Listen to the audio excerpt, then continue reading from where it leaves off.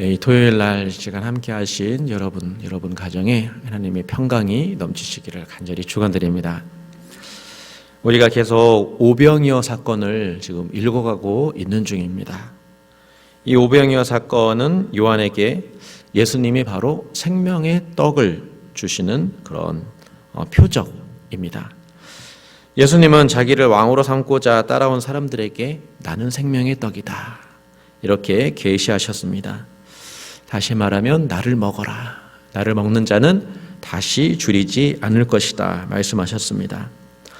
예수님이 스스로 사람들 앞에서 나는 생명의 떡이다 이렇게 하니까 이 무리들이 당황했습니다.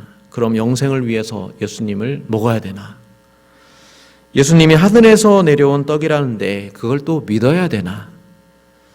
사람들이 수군거리는 일들이 일어날 수밖에 없었습니다. 유대인들 가운데 예수님을 아는 사람들이 많았습니다. 예수님은 요셉의 아들이었고 목수의 아들이었고 그리고 갈릴리 출신의 청년이었습니다. 예수님이 누구에게서 태어났고 어려서부터 어떻게 자랐는지를 알고 있는 사람들이 많았습니다. 그런데 이 사람이 하늘에서 왔다 하니 그것을 어찌 쉽게 믿을 수 있겠습니까? 예수님께서 하늘에서 내려온 참떡, 생명의 떡이다. 이 말하고 예수님이 요셉의 아들이라는 이 사실이 조화가 참 잘 되지 않았습니다. 어떻게 갈릴리 사람이 하늘에서 온 사람일 수 있느냐? 예루살렘 제사장 가문 정도 되거나 뭔가 유력하거나 세상적으로도 뭔가 후광이 비칠 만한 어떤 그런 인물 정도 되어야 하지 않겠나. 이런 사람 정도 돼야 하늘에서 왔다라고 말해도 사람이 믿을 정도가 되겠죠. 그런데 이런 편견, 하나님이라면 하늘에서 온 사람이라면 이 정도 돼야 한다라는 이 편견이 사실은 믿음으로 나아가는 장애물이 될 수 있습니다. 이 땅의 지혜와 지식으로 십자가를 믿을 수 없다라고 바울도 말했죠. 땅의 생각으로 봤을 때 십자가는 유대인에게는 거리끼는 것이요 또 헬라인에게는 어리석은 것으로 보였습니다. 땅의 양식을 구하는 사람들에게 예수님은 하늘에서 내려온 떡이 아니라 지극히 평범한 요셉의 아들 갈릴리 출신 그저 한 사람일 뿐이었습니다. 예수님의 외모만 보면 도무지 이 사람을 믿으려 해도 믿을 수 없는 그런 모습이죠. 그래서 예수님은 처음부터 끝까지 이렇게 말했습니다. 내 외모, 내 출신이 아니라 아버지께서 하라고 하신 그 일, 내가 행한 그 일을 보아라. 내가 행한 그 일을 보고 내가 말한 그 말씀을 보고 들으라. 그리고 믿으라. 이렇게 말씀하셨습니다. 예수님께 나아가는 것은 이렇게 땅의 장애물을 뛰어넘어야 합니다. 그런데 그게 사람의 힘으로 안 됩니다. 그 일은 아버지께서 이끌어 주실 때에만 가능합니다. 하나님 아버지가 이끌어 주셔야만 우리는 예수님께 나아갈 수 있습니다. 우리가 주님께 나아갈 때 설교자가 잘생긴 필요가 없습니다. 교회가 좋은 건물이고 편안한 건물이고 잘 믿게 해주는 그런 건물이 필요한 것도 아닙니다. 또 우리가 어떤 사람의 강압이나 사람의 지혜로 설득이 되어서 우리가 예수님께 나아가는 것이 아닙니다. 아버지께서 이끌어 주셔야 우리는 하나님께 나아갈 수 있습니다. 사람의 마음을 아시는 분이 하나님이시죠. 우리의 힘, 어떤 힘으로 나 자신과 다른 사람들을 그 믿음의 길로 걸어가게 할 수 없습니다. 우리는 예수님 잘 믿어야 합니다. 그게 우리가 할 일입니다. 이 은혜를 받은 사람들은 잘 믿고 말씀대로 서로 사랑하고 힘을 모아서 이웃을 섬기며 살아가야 되는데 바로 그런 삶으로 우리는 빛을 세상에 비출 수 있습니다. 믿고 순종하는 것, 그것이 바로 우리가 해야 할 하나님의 일입니다. 그렇게 우리 안에서 성령께서 역사하시고 믿음이 일을 할 때 사실은 그가 누구든지 아버지께서 그를 예수님께 인도하는 것이다 라고 말할 수 있습니다. 그렇기 때문에 교회는 사람을 이렇게 끌어오는 일보다는 서로 우리 안에 서로 사랑하고 그 말씀을 함께 배우고 그 사람 섬기는 일에 더욱 힘써야 합니다. 아픈 사람을 위해서 기도해 주시고 또 우리가 서로가 서로에게 그 말들을 마음들을 경청해 주고 우리가 도울 일이 있으면 우리가 가진 것으로 도와주는 것, 그리고 병낫게 기도하고 아픈 자를 돌봐주고 이웃이나 나그네를 대접하는 것, 바로 그런 일을 하다 보면 그 가운데 하나님께서 한 영혼을 이끌어 주시는 것이죠. 아버지께서 하시는 일입니다.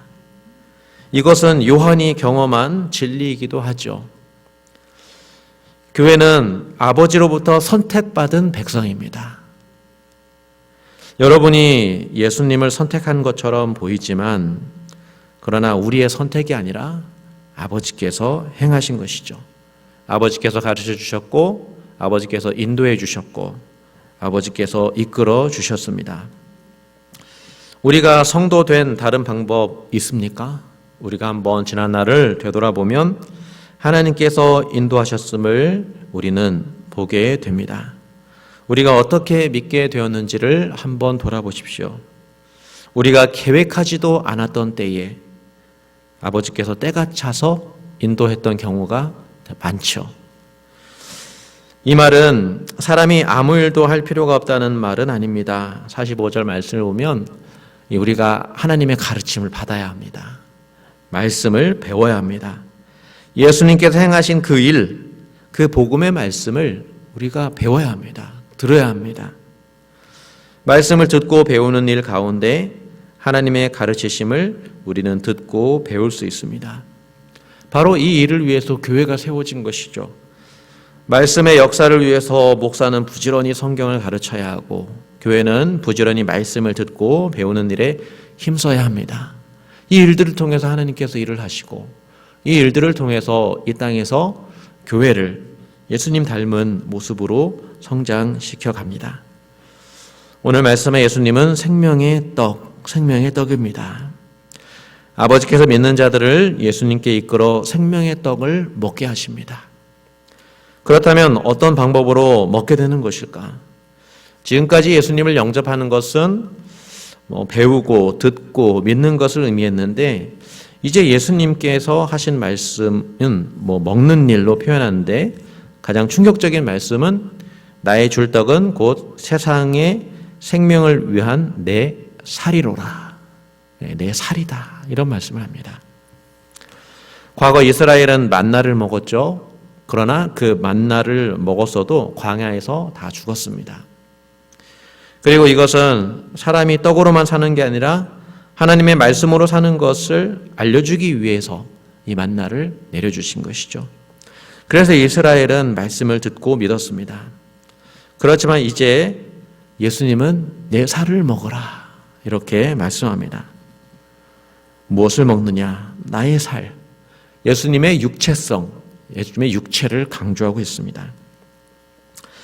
우리는 알다시피 예수님께서 십자가에서 죽으실 때 그 육체가 찢기시고 그 육체가 고난당하시고 피를 흘리신 그런 모습을 보게 됩니다.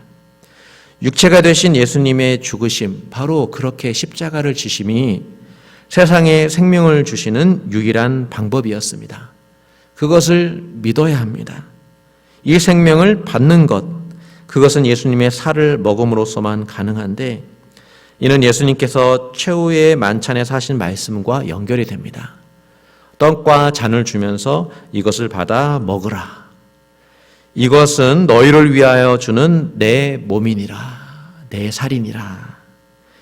그리고 이것을 기념하면서 교회는 떡과 잔을 받죠. 성찬 예식을 실시합니다. 그 교회에서 받는 떡과 잔, 바로 그것이 십자가에서 흘리신 예수님의 피와 예수님의 살, 하나님의 생명이 됩니다. 그러므로 교회는 성찬식에서 이 살과 피를 받습니다. 교회는 항상 먹는 이 성찬 예식을 통해서 주님을 먹고 은혜를 받고 주님을 영접합니다. 그래서 예배학자들은 그리고 이 성경에서 봤을 때 예배의 중심은 바로 이 성찬식에 있습니다. 그래서 매주 드렸으면 좋겠다라고 많은 우리 선조들이 그런 이야기를 했습니다. 우리 교회는 이 말씀을 받고 예수님을 믿는 일에 바로 이것이 순전히 은혜임을 고백하고 감사할 수 있어야 하겠습니다. 그리고 예수님을 믿게 하는 일에 너무 조바심을 가질 필요가 없습니다.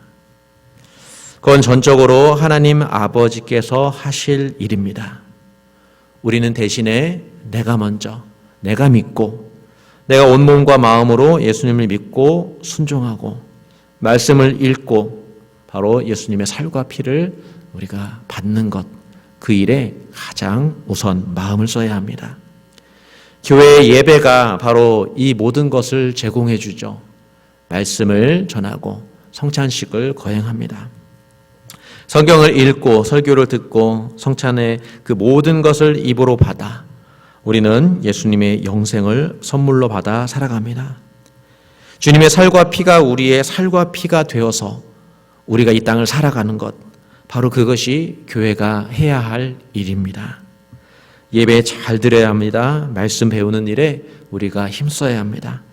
하나님은 그 일을 원하십니다. 그리고 이렇게 살다 보면 하나님께서 믿지 않은 사람들을 감동시켜 주시고 그 사람들이 우리를 보고 복음이 무엇인지를 알게 되니 하나님께서 그들을 주님께로 이끄시는 역사를 보게 될 것입니다. 먼저 우리가 기도해야 될 것은 우리 교회의 예배가 하나님의 복음의 말씀이 충만하기를 간절히 기도합니다. 그리고 예수님이 주시는 그 생명의 은혜를 맛보는 그런 은혜 넘치는 예배가 되기를 기도합니다. 그래서 이것을 통해서 우리가 살고 가정과 이웃과 세상을 섬기기를 원합니다. 그렇게 우리 뉴라이프 교회가 세상의 빛으로 세워질 수 있기를 우리 주님의 이름으로 간절히 축원드립니다. 우리 기도하겠습니다. 살아계신 하나님 아버지, 은혜와 사랑을 감사드립니다. 예수님께서 생명의 떡으로 그 십자가에서 자신을 내어주셨습니다. 우리가 성찬식을 통해서 이 예수님을 받고 말씀을 통해서 이 예수님을 믿습니다. 우리 이 믿는 마음 주님께서 지켜주시고 이 믿는 마음을 통해서 우리가 이 세상을 살아가고 예수님의 살과 피가 우리의 살과 피가 되어서 이 땅을 살아가는 우리 그리고 뉴라이프 교회 다 되게 하여 주시옵소서. 감사드리며 예수님의 이름으로 기도드립니다.